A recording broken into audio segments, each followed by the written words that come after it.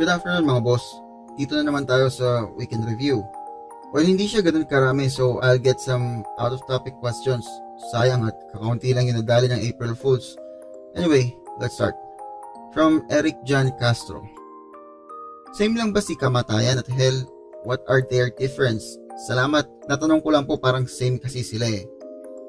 It depends boss. Kasi 'di ba ang kamatayan na kilala natin, kinukuha lahat ng mga namamatay. In short, siya ang destination lahat ng namamatay, regardless kung anong ginawa mo nung nabubuhay ka. Sa Norse kasi iba. Pag namatay ang isang kaluluwa at namatay ito sa pakikipaglaban, ang kaluluwa ay automatically na mapupunta kay Odin. Well, siguro kukuhanin din ni Odin. Ang mga duwag at mga taong namatay naman ng pagkatanda o dahil sa sakit ay kay Hel mapupunta. So in a sense, mas maraming nakukuhang kaluluwa si Hel kumpara kay Odin. So, pwede nating ikonsidera na si Hel nga ay si kamatayan. Tapos, halos parehas pa sila ng itsura at tema. From Maru Rojas. Boss, si Hel ba at si Hela sa Marvel Thor Ragnarok ay magkaibang god? Kasi parang same sila ng characteristics. Tama po si Boss Jonas. To elaborate further boss, ang original story ay ang Norse mythology na si Hel. Tapos ang Marvel o si Stanley gumawa ng different version ng story. Okay, medyo maguguluhan kayo kung i-explain ko pang Marvel Comics kasi sa Marvel Comics, ibang story ni Hel kumpara sa Marvel movies. Sa movie kasi, para na rin hindi maguluhan ng mga manonood lalo na't mga bata na hindi na subaybayan ng story, ginawa na lang nila na si Hela, anak din ni Odin. Bali sa Marvel movie, si Thor, half-sister niya si Hela at si Loki naman, adopted brother. Si Fenrir pinakita sa movie, pinakita yan sa film, pero wala itong relasyon sa kanila. Bagkus, ito ay kakampi lamang ni Hela. Again boss, Marvel movies to ha. Evangeline Alvarez, siguro gawa-gawa lang na nagsulat yan. Yes boss, it is probable, pero may mga ibang naniniwala na minsan ding lumakad ang mga Diyos dito sa mundo, kagaya ng mga Egyptian gods. Pinaniniwalaan ng mga pharaohs ay mga anak ng mga sinaunang Diyos, kaya din meron silang mahabang buhay. Ganon din kaya sa Norse at Greek? We may never know. Pero one thing we know, hanggat hindi pa ito napapatunayan, it remains a hypothesis. From Carlos, please explain further yung Ragnarok. Gusto kong gawan siya ng separate video boss, kaya quick info lang ang mabibigay ko. Ang Ragnarok kasi boss ang end of days, kumbaga rapture. May dalawang klase ng Ragnarok. Ang una ay ang wala na, after na Ragnarok, finish na, wala ng buhay, wala na lahat. Ang isang version ay yung kwento ko kay Hel, kung saan magkakaroon ng rebirth. Ang Ragnarok kasi boss ay isang prophecy mula sa mga spinners of fate, o yung mga babae, mostly tatlo, ang mga may hawak sa destiny ng mga Diyos at mga tao. Sila yung tinatawag na Norns. Ayon sa kanila, magkakaroon ng matinding taglamig na hindi pa nararanasan. Sa sobrang tagal nito, ang pagkain ay uunti at ang mga tao ay maglalabanan para sa kanilang survival. Ang mga magkakapatid ay magpapatayan. Ang tatay, papatay ng anak. Ang anak, papatay ng tatay. Dahil sa propesiya ng mga Norns, pinatawag ni Odin ang isang wise man, si Volva. At dito binigyan si Odin ng mga senyales kung kailan mangyayari ang Ragnarok at ang kalalabasan nito. Kasama na nga dito ang senyales na pagkamatay ni Balder at ang tatlong anak ni Loki. From Dark Angel, kasama ba yung UFO sa Bermuda Triangle sa mga i-discuss mo? Ilang part ba to? Hindi kasama boss. Bala ko kasing gawin dito yung mga kalat-kalat na UFO data. Halimbawa, mga sightings, tapos yung mga hoax sightings na na-prove na.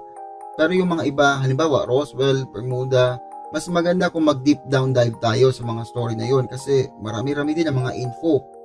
Kaya sa ngayon hindi ko alam kung ilang part ang UFO, pero for now, ang last part is part 3.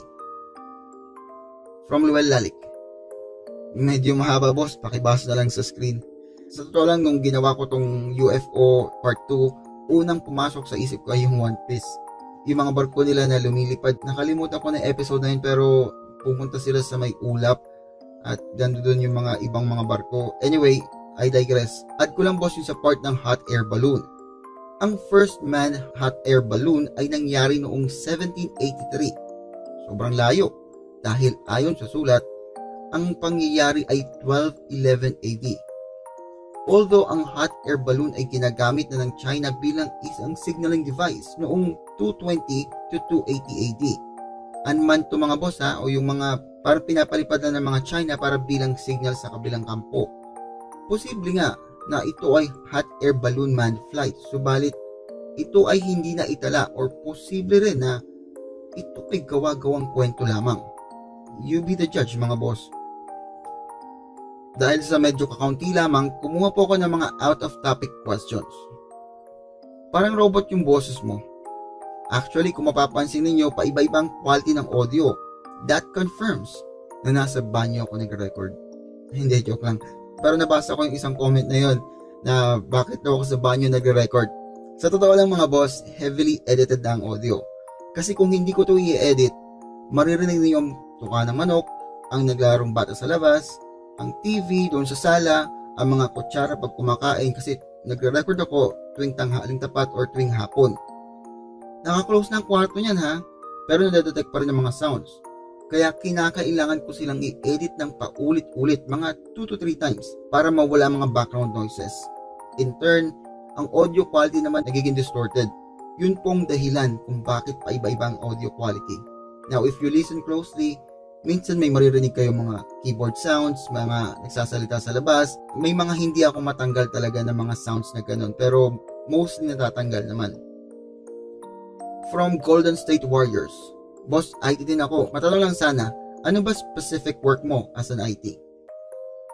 Boss, basta mga IT, mga pogi yan. Taga mo yan sa bato. Marami kasing branch ng IT. May programmer, developer, desktop support, network engineer, architect, animation, kasama din yata. Hindi ko alam na meron palang engineer at architect ang mga IT. Nung nalaman ko, nalula din ako sa mga sahod nila. Pero seriously, malaki ang mga sahod ng IT, lalo na pag may certifications. When I say certifications, ito yung mga VMware certs, Cisco certifications, Avaya certifications, Huawei certifications, Calabrio, Verint, at marami pang iba. Yan ang mga bigati na certs. Bawat search niyan, merong dagdag sa sahod mo. So, dami kong paligoy-ligoy, no? Sa network side ako mga boss ng IT, specifically UCCE. To elaborate further, ang trabaho ko ay halimbawa, tumawag kayo sa PLDT. Hindi kayo makakonect. Yan, babasahin namin ang logs, i-check namin ang system. Bakit hindi kayo makakonect? Or say may nag-trip sa inyong agent, binaba ang telepono, kahabang kausap nyo. Pag nag-open ang supervisor ng ticket na yon, malalaman namin kung ikaw ba o yung agent ang nagbaba. Or say, buong smart nag-down. Hindi kayo makadial. Sinasabi may system outage. Doon chine-check namin. Pero hindi ako sa smart at PLDT mga boss isang private company po ako. From Sam Marilao. Bakit pala di nawawala yung bagyo na malaki sa Jupiter? Kasi sa atin pag may bagyo nawawala agad pinakamatagal na ang 1 linggo. Ito yung red spot ng Jupiter boss, di ba? Ayon kasi sa mga eksperto, ang red spot na ito ay unti-unti nang lumiliit. Totoo na mabilis mawala ang bagyo sa atin pero sa Jupiter, almost ilang daang taon na hindi pa rin nawawala, di ba? Totoo na lumiliit, ibig sabihin, mabagal ang pag-alis ng bagyong ito. Pero, bakit nga ba? Imagine a ball mga boss, tapos may 2 conveyor belt. Ang bola nasa gitna. Ang nasa taas na conveyor belt papunta sa kanan, habang ang nasa babang conveyor belt naman papunta sa kaliwa. So anong magiging resultant ng puwersang ito sa bola? Diba, iikot ng iikot dahil magkasalungat ang 2 conveyor belt. Hence, hindi agad na diminish o nawawala ang bagyo dahil dito. From Lil Des Daysun. Ang IT po ba ay computer? I would assume you are referring sa work. Yes po, mainly computer. Pag sinabi kasing IT, Information Technology, ang major niyan deals with computer. Maraming klase kasi ng IT boss, kagaya nga na nabanggit ko. Actually, makukonsider din na IT ang animation. Ang mga programmer or developer, mga IT din yun. Pero ang specific work nila, halimbawa, Java developer or software developer. Pero IT field pa rin po yun. Salamat sa panonood mga boss. Again, wala pong shoutout dito.